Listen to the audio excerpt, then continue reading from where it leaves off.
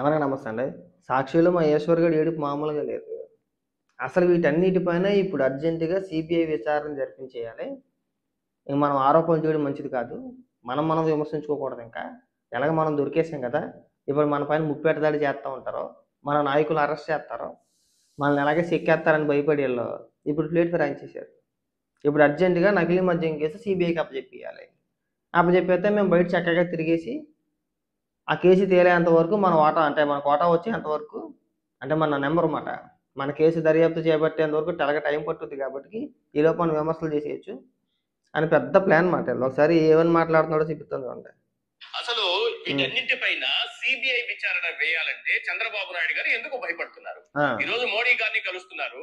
మోడీ గారిని కలుస్తున్న సందర్భంలో ఈ రాష్ట్రంలో కొన్ని లక్షల మంది లివర్లు, కిడ్నీలు, హార్ట్, గుండె దెబ్బతినేలా, నరాలు నిస్సత్తువుగా మారిపోయేలా ఈ నకిలీ బ్రాండ్లన్నీ మోడీ గారి దగ్గరికి వెళ్తే ఆయన క్వశ్చన్ చేస్తే ఏం సమాధానం చెప్పాలి?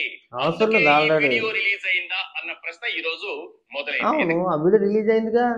ఆ వీడియోలో చాలా స్పష్టంగా చెప్పుకొచ్చాడు కదా, ఏమేం చేశారు, ఎప్పుడు మొదలు పెట్టారు, ఎలా ప్లాన్ చేశారు, ఎలా విషం చిమ్మాలనుకున్నారు, ప్రభుత్వం పైన ఎలా విషం కక్కాలి, ఎలా చెడపేరు తీసుకురావాలి, ప్రజల వ్యతిరేకత ఎలా పెంచాలి, ఆ ప్రయత్నంలో భాగంగానే జోగి రమేష్ వీళ్ళంతా కలిసి చేసిన ప్లాన్ అని చెప్పేసి ఆ వీడియోలో స్పష్టంగా చెప్పుకొచ్చాడుగా.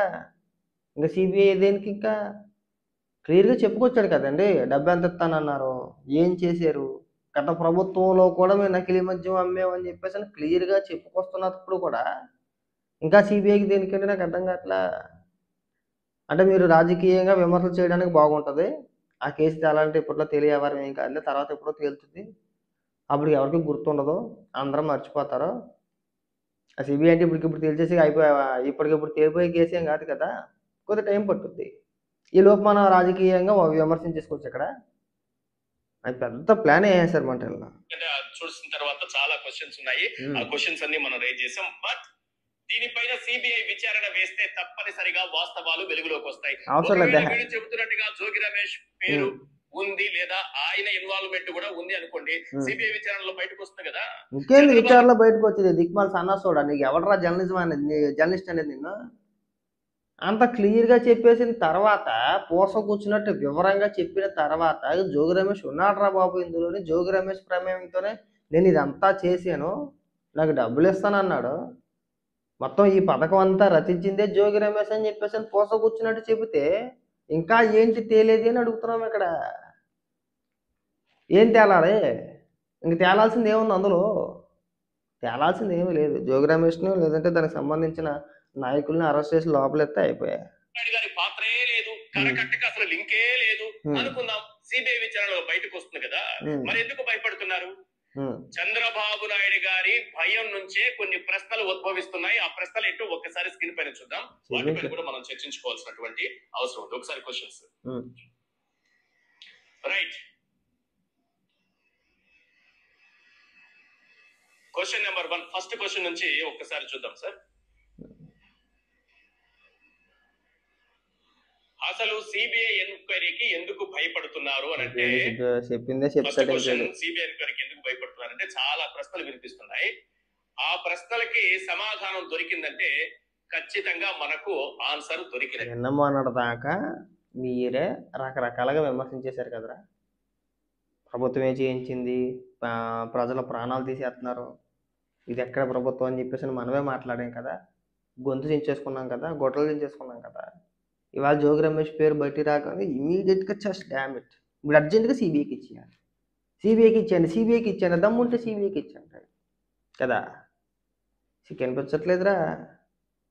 జగన్మోహన్ రెడ్డి నీచ రాజకీయాలన్నీ ఇలాగే ఉంటాయి.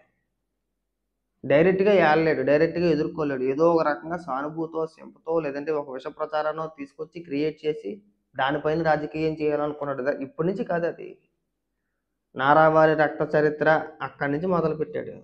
ఇవాళ నారావారి సారా అని చెప్పేసి అంటున్నాడు కదా.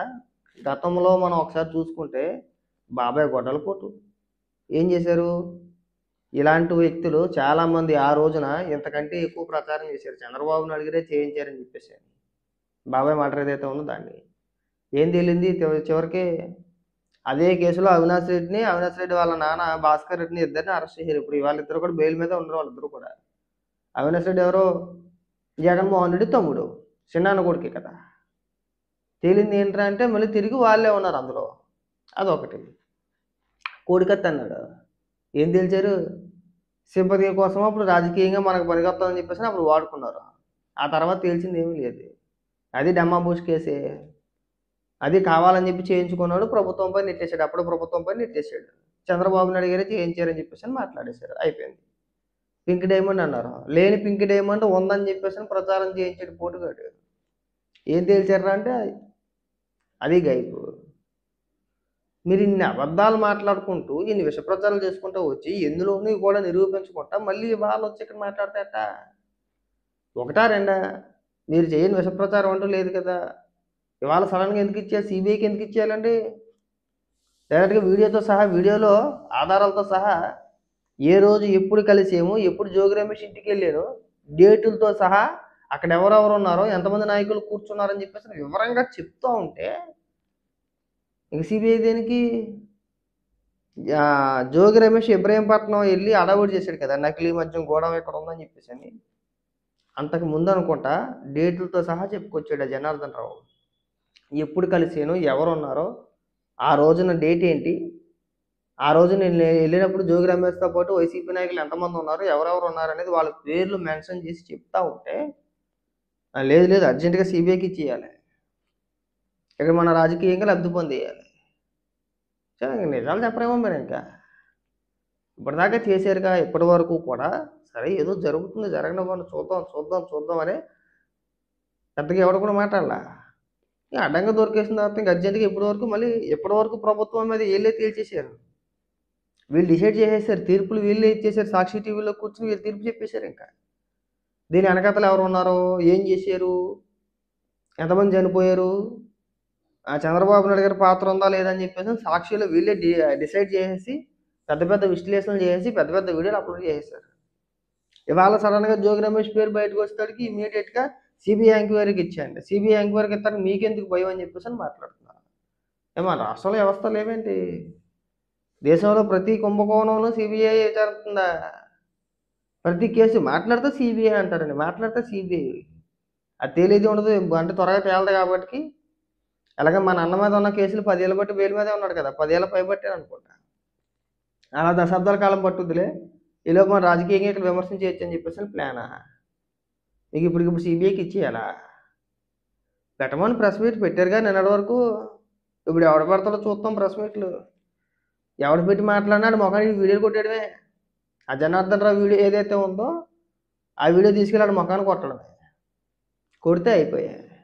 మాట్లాడలేదా? నిన్నటిదాకా మాట్లాడలేదు. ఎంతమంది మాట్లాడలేదు? అంబటి రాంబాబు, రోజా, ఎవడ పడితే ఆడు ప్రెస్ మీట్లు పెట్టి అడ్డగోలుగా మాట్లాడి దోచేశారని.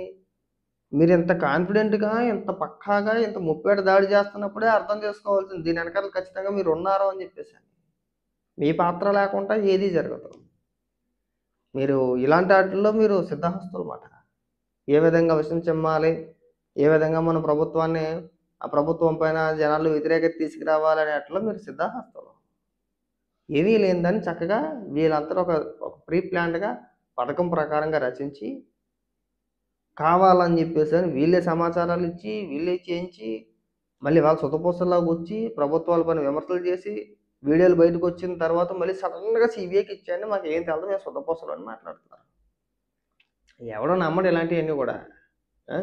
దయచేసి ఇంకా ఇలాంటి అప్పాబాయి విశ్లేషణలు మానేసారు, గుర్తుపెట్టుకోబాగా.